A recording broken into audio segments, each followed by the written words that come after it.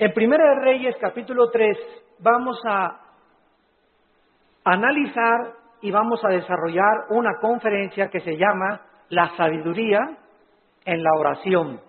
La sabiduría en la oración. Antes de entrar a este pasaje, la Biblia nos enseña que la sabiduría es una de las bendiciones más grandes que cualquier creyente pueda poseer. En Proverbios capítulo 3, Proverbios 3 del 13 al 18, escribió Salomón: dichoso el hombre o bienaventurado el hombre que haya la sabiduría. En otras palabras, hay que buscarla, porque para hallar tenemos que buscar. El que la encuentra y que obtiene la inteligencia, porque su ganancia, o sea, es mucho mejor ganar y tener sabiduría que toda la plata y que todo el oro que pudieras algún día amontonar. Más preciosa es que las piedras preciosas, y todo lo que puedes desear no se puede comparar con la sabiduría.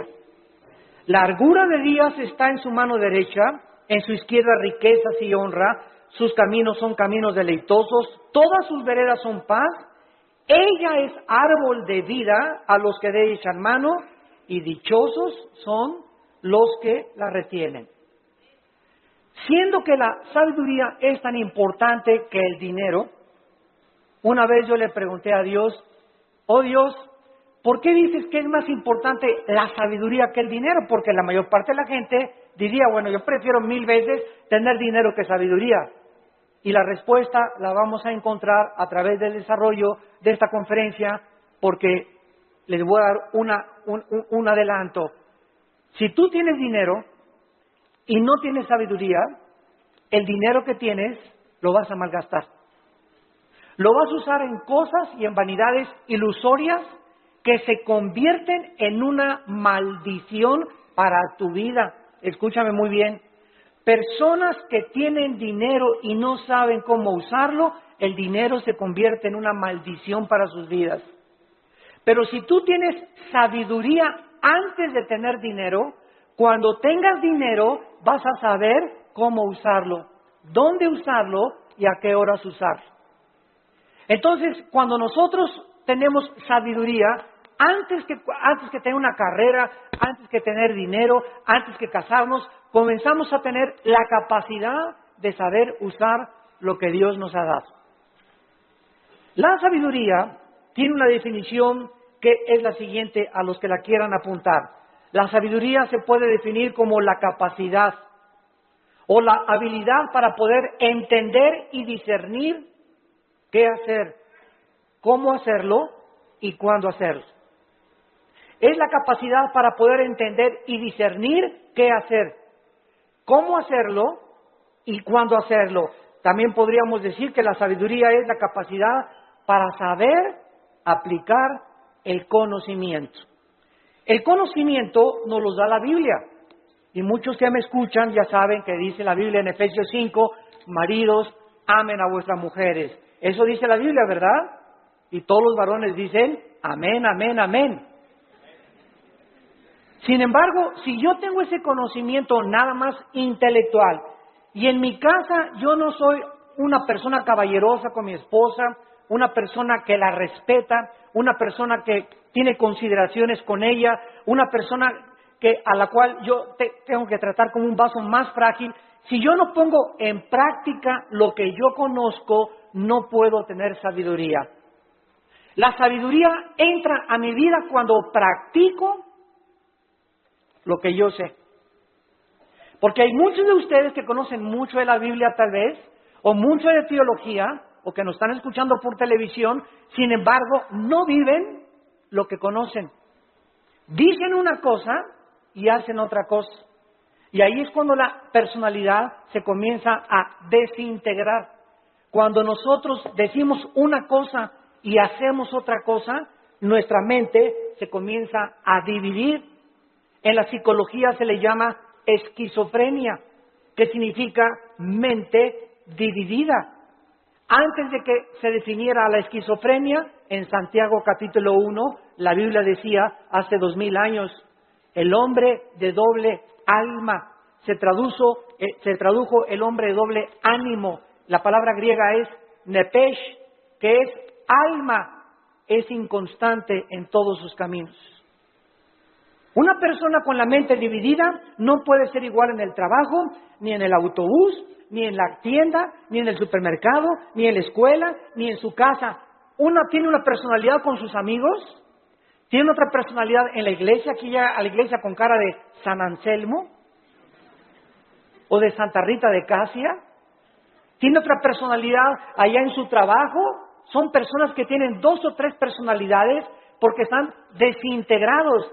Ante sus amigos son aquí, no, allá por aquí. En la iglesia aquí santo, santo, santo. En su familia son otra cosa. No son de una sola pieza, como decimos en México. Y Dios quiere que tú seas de una sola pieza. Que seas como eres aquí, allá, en la escuela, con tus amigos, a donde quiera que vayas. Y no lo eres porque no eres sabio, porque no tienes sabiduría. ¿Y por qué no tienes sabiduría? Porque no practicas lo que conoces. Ahora, ¿quién nos da esta sabiduría?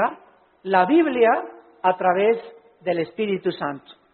Porque la sabiduría no es amontonar conocimiento, como dicen en este mundo, esa persona es muy sabia, ganó el premio Nobel de Medicina, ganó el premio Nobel de Literatura, y se les consideran, o el científico Stephen Hawking en Inglaterra, que es el científico más grande ateo del mundo, lo considera una persona sabia.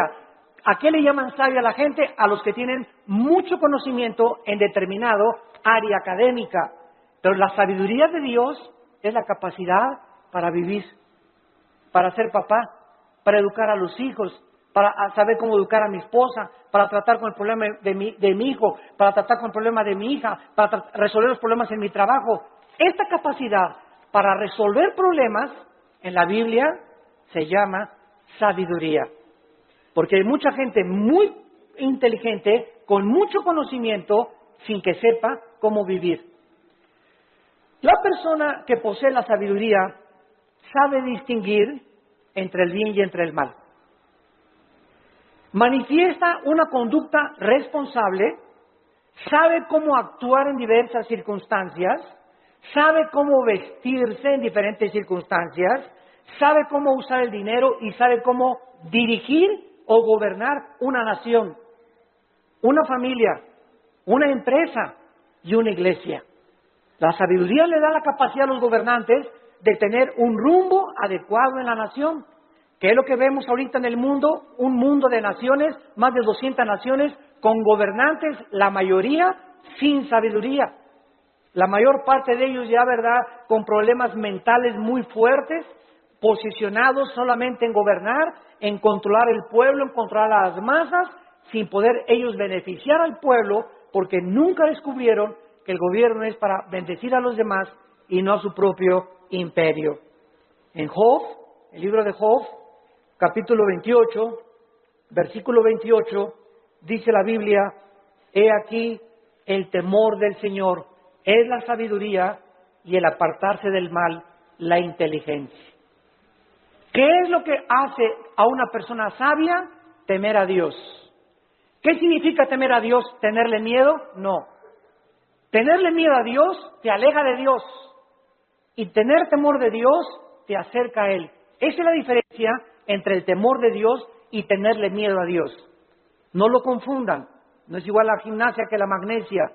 Cuando yo tengo temor de Dios, vengo a Dios y respeto a mi esposa, respeto mis finanzas, pago mis impuestos, trato de tener una conducta responsable. ¿Por qué? Porque tengo el temor de Dios en mi corazón. Muchos de ustedes hacen lo que hacen porque no tienen temor de Dios. Muchos de ustedes, cuando nadie los ve, cuando están jóvenes, se besan, se abrazan, abusan de las caricias y se dicen cristianos. ¿Por qué lo hacen? Porque no tienen temor de Dios. Muchos varones viajan y cuando se meten a un hotel, no está la esposa, no hay nadie, alquilan una película pornográfica. ¿Por qué lo hacen? Porque creen que nadie los ve. Pero cuando tú tienes conciencia de que Dios te ve no harías las cosas que tú haces si tuvieras el temor de Dios.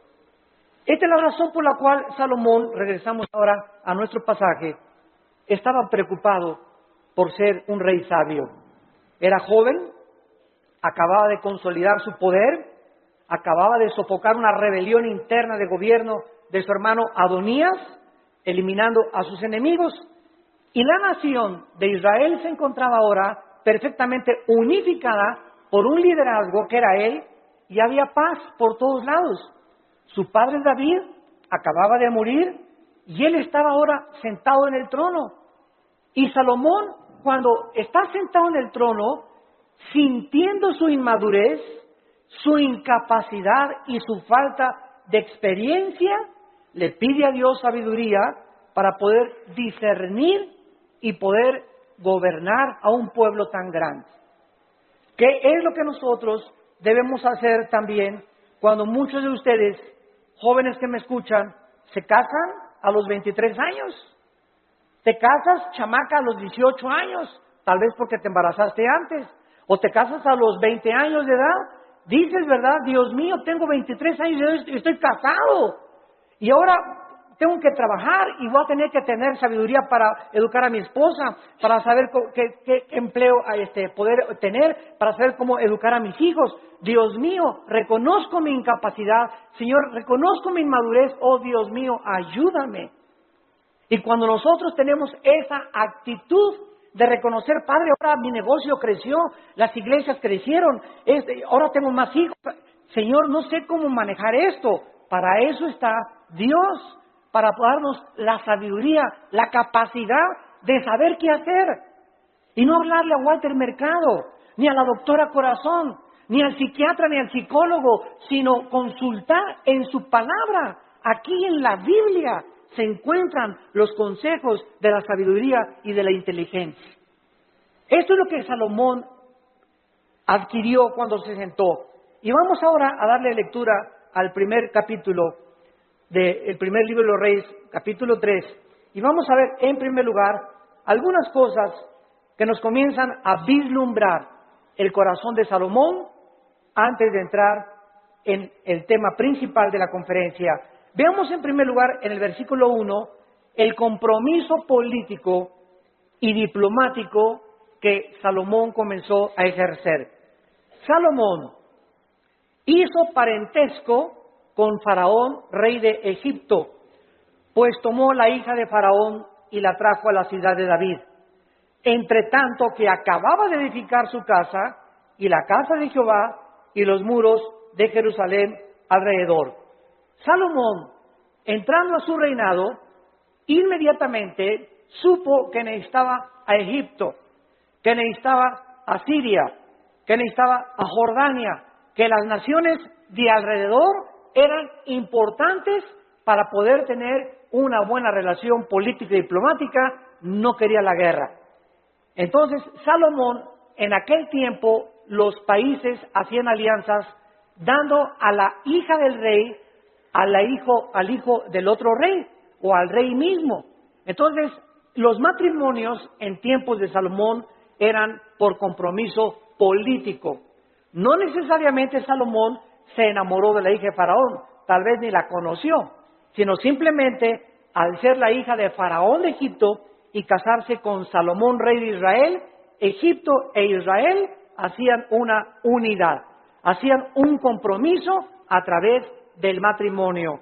Es lo que significa la palabra hebrea parentesco en el versículo 1. No veo que muchos tengan sus Biblias en esta mañana. Trajeron el Calimán. La palabra parentesco es la palabra chatán en el hebreo. Chatán, que significa compromiso a través de un matrimonio político. Es la palabra que usaban para poder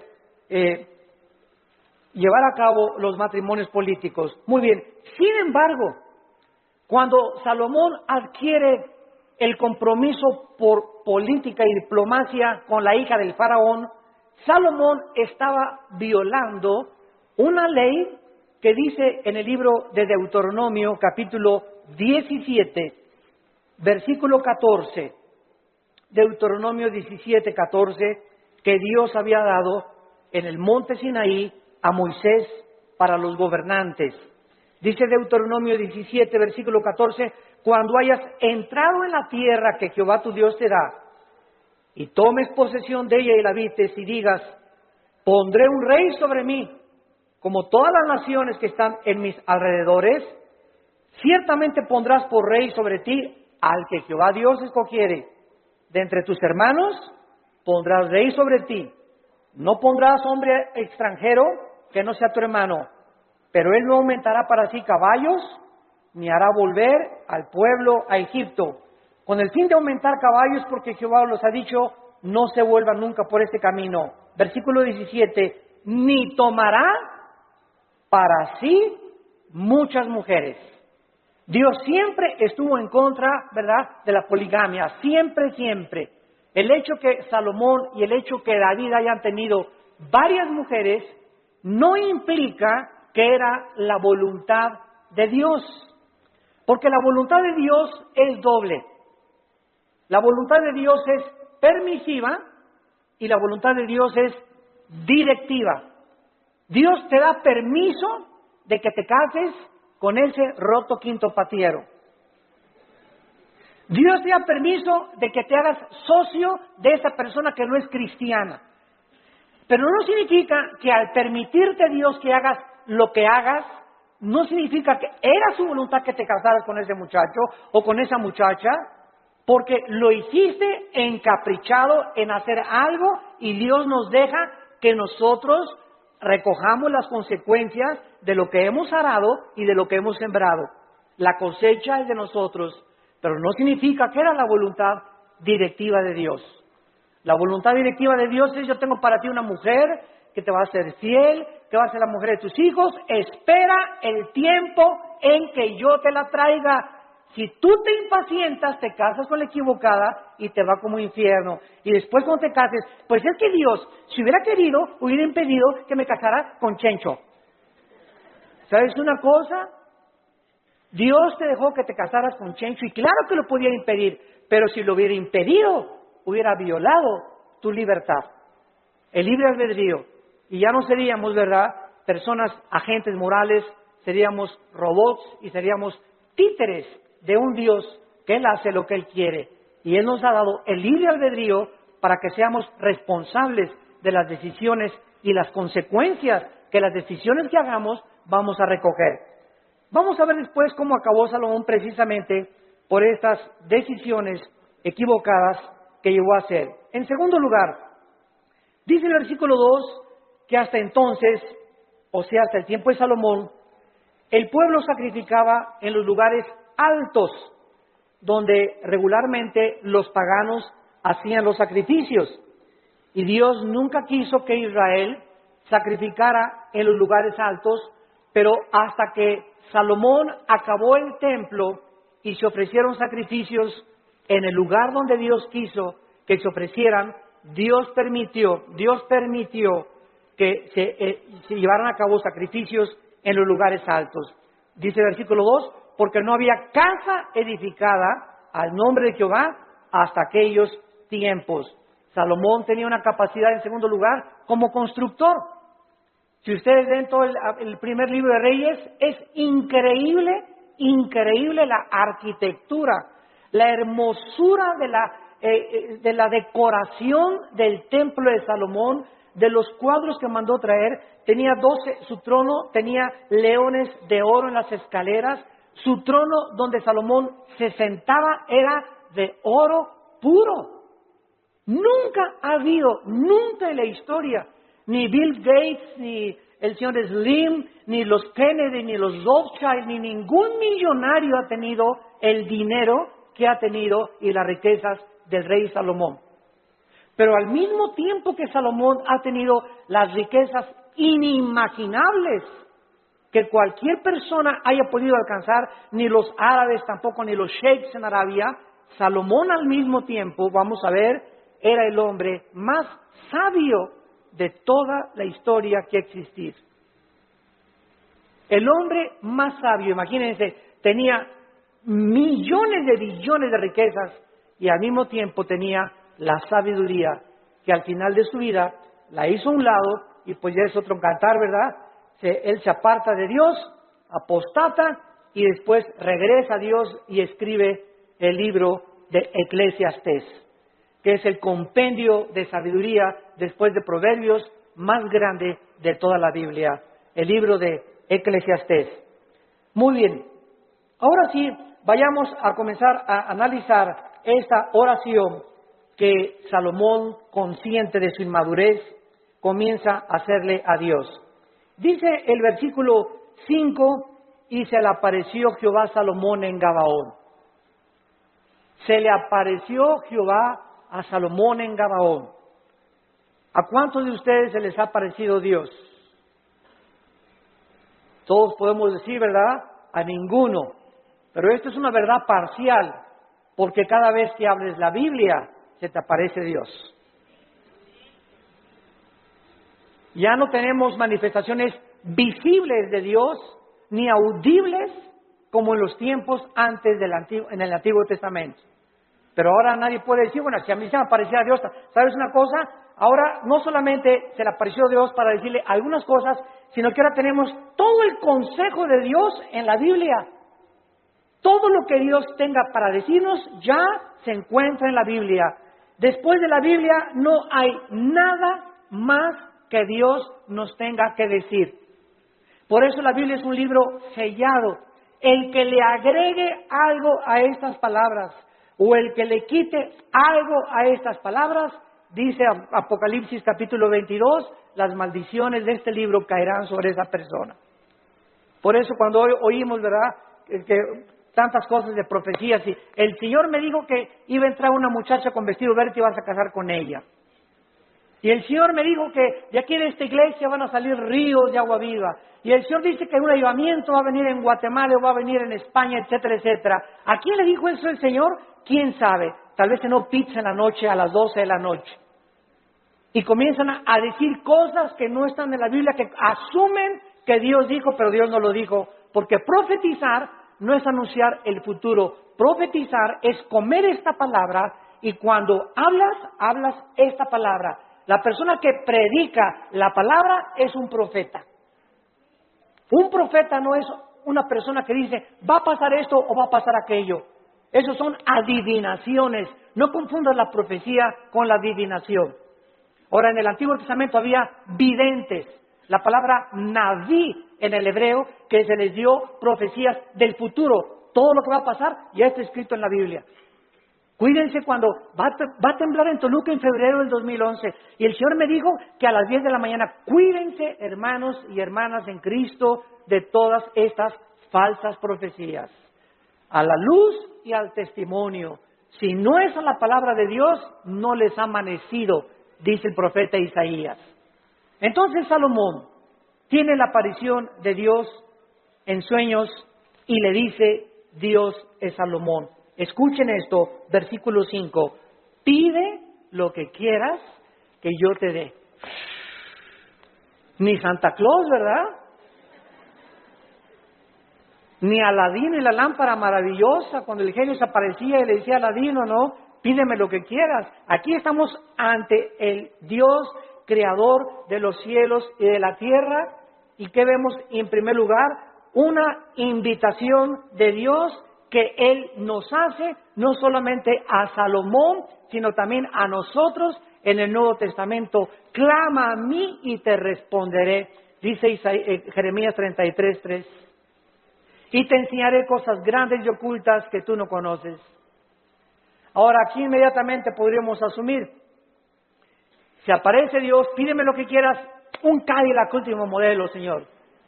Una casa allá por allá, una mujer bellísima, todas estas son las cosas que el mundo pediría cuando no tienen un corazón para Dios. Pero lo que hace Salomón es lo que nos va a enseñar, que Dios se agradó tanto de lo que le pidió Salomón, que Dios se lo dio. Entonces vamos a descubrir en esta mañana que cuando nosotros oramos conforme a la voluntad de Dios, Dios nos concede las peticiones que le hayamos hecho. Esta palabra que Dios usa para pedir, Saal, en el hebreo, se usa 8 veces en este solo capítulo y lo primero que vemos es el verdadero incentivo para orar. ¿Qué es lo que nos debe motivar para orar? Que al Dios que le estamos pidiendo es un Dios generoso. Toda buena dádiva y todo don procede del Padre de las luces, Santiago capítulo 1, en el cual no hay sombra ni variación alguna. Y el que tenga falta de sabiduría, Santiago capítulo 1, el que tenga falta de sabiduría, pídasela a Dios que se dará sobreabundantemente.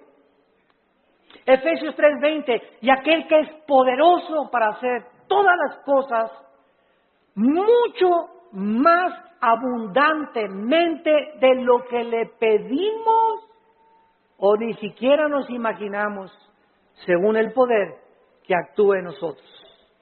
Esto es muy importante porque mucha gente, yo he conocido que dicen, ay Señor, Señor, por favor, y creen que Dios está por allá lejísimos, ¿verdad? Y te pido, Señor, y gritan y se tiran y se revuelcan en el piso, etcétera, etcétera, y lloran.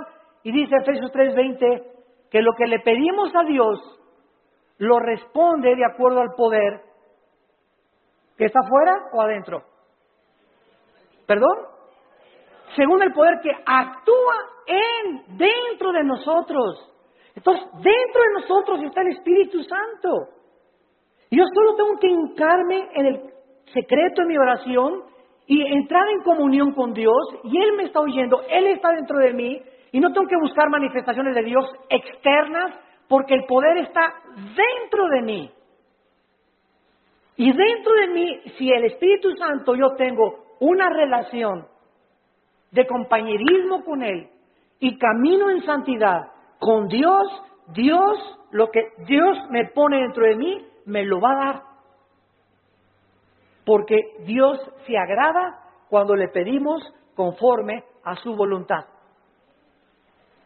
Aunque nosotros no somos reyes ni gobernantes como Salomón, con el mismo nivel de responsabilidad que tenía Salomón, ¿acaso no es al mismo Dios al que se acercaba Salomón en el Antiguo Testamento en oración? En Primera de Juan, capítulo 5, en el Nuevo Testamento, Primera de Juan, capítulo 5, versículo 14 y 15, dice la Biblia, y esta es la confianza que tenemos en Él. Cuando comenzamos a orar, si no hay esa confianza en ti, no ores.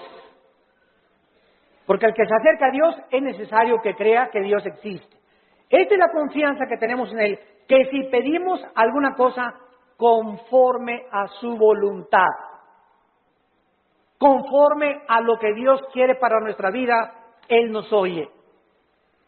Si yo tengo un niño de 10 años y me dice, papá, cómprame un BMW, ¿se lo voy a comprar? Ay, papá, no me quieres, ¿por qué no me compras un reloj Rolex de oro? Chamaco de 15 años, pirruris. ¿Por qué no se lo doy? Porque no es que yo no ame a mi hijo, claro que lo amo a mi hijo, pero no se lo doy porque no puede él todavía llevar tantas alhajas en su cuerpo, ni tener un coche último modelo a los 15 años, porque le hago un mal más que un bien. Ahora, si él comienza a conocer, si mi hijo tuviera la sabiduría a los 10 o 15 años de conocer que él no tiene la madurez para poder usar las cosas que él quisiera, no me pediría eso. Entonces me diría, papá, dame un reloj conforme a lo que tú crees que debo de usar. Dame un coche, conforme el coche que tú quieras, dámelo. Ya no le pediría un Cadillac, sino, Señor, lo que tú me quieras dar. Entonces, es importante que nosotros sepamos cuál es la voluntad de Dios para nuestras vidas. ¿Y cómo la puedes saber? Leyendo la Biblia. ¿La lees diario? ¿La memorizas diario? Este año, si te pasara aquí al frente, a ver, pásale aquí, Pancholín.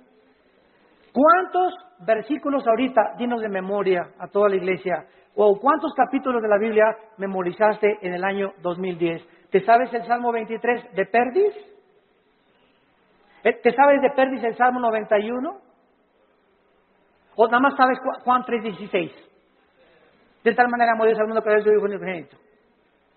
¿Cuántos versículos memorizas a la semana? Si tú no memorizas la palabra de Dios no la puedes guardar en tu mente. Si no la guardas, no la puedes meditar. No puedes pensar en ella, murmurarla, reflexionar en ella, ponderar en ella, porque necesitamos memorizarla, masticarla, asimilarla y guardarla en nuestro corazón. Y ahí se queda, y largura de días y años de vida y paz te aumentarán, y la sabiduría comenzará a manifestarse en tu vida. Hermanos, el cristianismo no es venir aquí solamente el domingo, de 9:30 a 11 de la mañana, o de 12 a 3 al servicio a la iglesia que tú vayas. El cristianismo es creer lo que Dios dice. Josué de día y de noche medita en este libro de la ley, le dijo Dios en Josué 1:8 y 9, para que prosperes. Ay, hermano, no salgo de perico perro. Y en el 2010 no me alcanzó ni para la colegiatura, no tengo ni para el aguinaldo, no tengo esto, no tengo aquello. Y Dios te pregunta, ¿y por qué si tienes un padre millonario? Es como el que estaba sentado ahí en la banqueta sin zapatos y con un taquito y nada más así. Y llega una persona, ¿y quién eres tú? Soy hijo soy hijo del rey de Inglaterra. ¿Y por qué estás sentado en la banqueta? Y traía el muchacho una chequera aquí. Pues porque no creo que mi papá me vaya a lo que me tenga. Mira, la chequera la tienes en blanco y tu papá te dio la chequera en blanco para que pongas la cantidad de los cheques que tú quieras. No tienes por qué estar como un limosnero pidiendo en la calle. Y la chequera es la Biblia. Tenemos la chequera de Dios para que la guardemos aquí en nuestro corazón y no andemos ahí mendigando ni causando lástima. Tenemos un Padre que nos quiere dar todo, pero ¿por qué no nos los da? Porque le pedimos conforme a nuestros gustos. Le pedimos cuando lo necesitamos, cuando tenemos una tragedia, cuando viene un problema moral, cuando nos enfermamos, cuando estamos en el hospital. Señor, ayúdame. Señor, te pido, mi hija se fue a mi casa. Ayúdame con este negocio. Y ya no tengo dinero y no me alcanza. Pero los días anteriores, los meses anteriores, ¿has tenido compañerismo con Él? ¿Lo has amado con todo tu corazón? ¿Eres santo? ¿Amas a tu esposa? ¿Bendices a tus hijos? ¿Les enseñas la palabra de Dios a tus hijos? ¿Eres honesto en tus negocios? Entonces Dios no puede darte, porque el que es infiel en lo poco, en lo mucho lo es. Si Dios te bendijera y te diera y te ayudara, te echaría a perder, porque no tienes la sabiduría para vivir y tener lo que Dios te quisiera dar. Reflexionen y mediten en esto profundamente, santos de Dios. A continuación, dice el versículo del 6 al 8, no solamente que tenemos el incentivo para orar, la generosidad de Dios. Ahora veamos el fundamento de la oración, la seguridad de que Dios nos va a oír. Dice el versículo 6 y 7, Primera de Reyes capítulo 3, si Salomón dijo, dame un Cadillac, hazme un millonario, dame $1,000,000 y le doy $500,000 de ofrenda a la iglesia. Es la oración de casi todos los cristianos. Bendíceme, Señor, si me das 5 millones de pesos, te prometo que le doy 3 millones de pesos a la iglesia. ¿Sabes una cosa? ¿Cuánto tienes ahorita en el bolsillo? Pues ahí tengo como unos 5,000 pesos. Primero sé fiel con los 5,000 pesos, haz que me pidas 5 millones de pesos. Y si no has sido fiel con lo poquito que te he dado, tampoco lo vas a hacer cuando yo te lo dé. A mí no me ves la cara, dice el Señor. Dios no puede ser burlado. Entonces tenemos que entender eso, ¿verdad? Vean ustedes ahora, cuando Dios le dice a Salomón, pídeme lo que quieras, ¿por qué Dios le concedió a Salomón lo que le concedió? Salomón le contestó, en primer lugar, tú hiciste gran misericordia a tu siervo David, mi padre. En primer lugar, recuerda, antes que nada, antes de pedirle, recuerda lo que él había hecho con su padre anteriormente.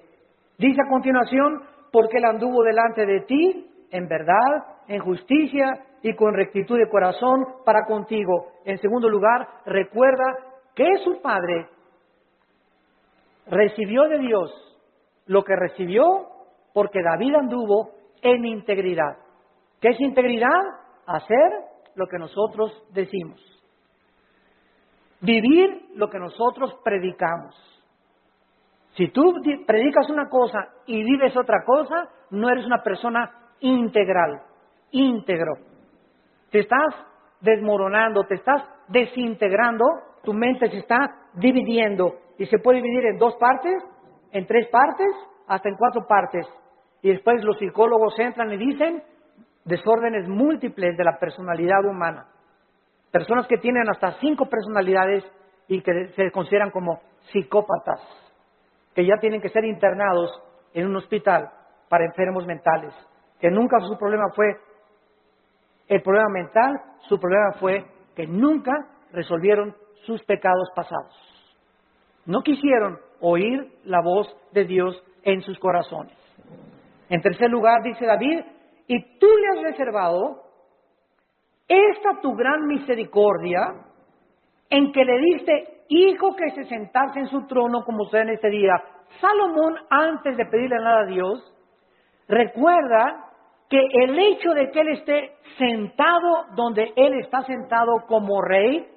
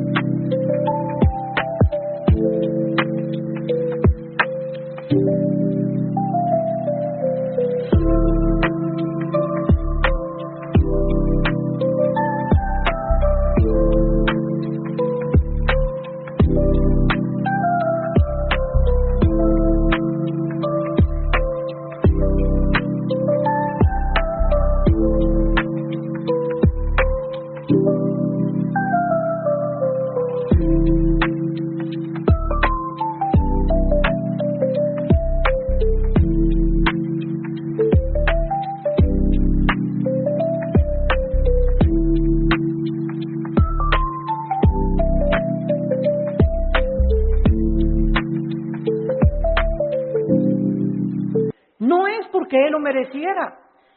Era inmaduro, no había hecho nada para Dios, ha estado construyendo apenas el templo, sino que Salomón dice, yo estoy como estoy y yo estoy como rey de Israel porque tú hiciste un pacto con mi papá.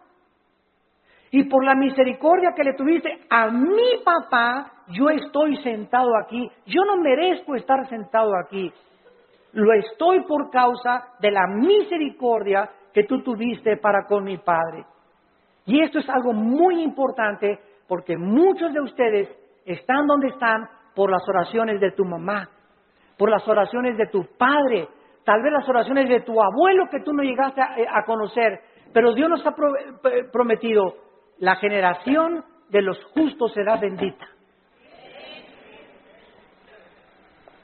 La generación de los justos será bendita y sus hijos heredarán la tierra.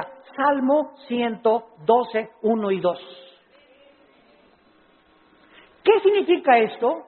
Que aunque tengamos nosotros todavía hijos que vemos que no vienen al camino, yo conozco muchos grandes hombres de Dios, muchos misioneros que murieron y sus hijos no eran cristianos y se salvaron después de que se murieron los papás. Pero Dios cumplió su palabra. Entonces, el hecho que muramos y no alcancemos a ver a muchos de nosotros, a todos nuestros hijos salvos, no implica que Dios no va a cumplir su palabra. Dios va a cumplir su palabra. Y nuestros hijos son benditos. Y aunque ahorita pertenezcan muchos al diablo, Dios los va a arrebatar de sus garras. ¿Y sabes por qué? Por la misericordia que Él tiene con nosotros, sus padres, que caminamos con Él. Pero si tú no eres un padre que caminas con Dios, si tú no eres un padre fiel con Dios, si tú no caminas en santidad, estas promesas no pueden tener cumplimiento. La misericordia de Dios es sobre los que le temen y sobre de ellos hará conocer sus pactos. Y vemos enseguida cuando le dice Dios, cuando le dice Salomón en el versículo 6, finalmente, tú le has reservado esta misericordia en la que le diste, hijo, que se sentase en su trono, como sucede en este día. Vemos la fidelidad de Dios de una forma maravillosa. Y dice la Biblia en el versículo 7, ahora pues, Jehová Dios mío, o sea, habiendo reconocido Salomón la misericordia que Dios tuvo para con su padre, y el hecho que él esté donde está, que lo hacía indigno, tú me has puesto a mí, tu siervo, por rey en lugar de mi padre, y yo soy joven, y no sé cómo entrar ni salir, y tu siervo está en medio de tu pueblo, al cual tú escogiste, un pueblo grande que no se puede contar, ni tampoco enumerar.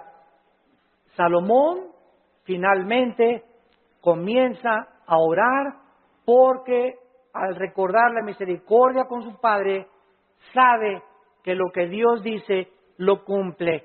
¿Qué hace que nosotros oremos? La fidelidad de Dios.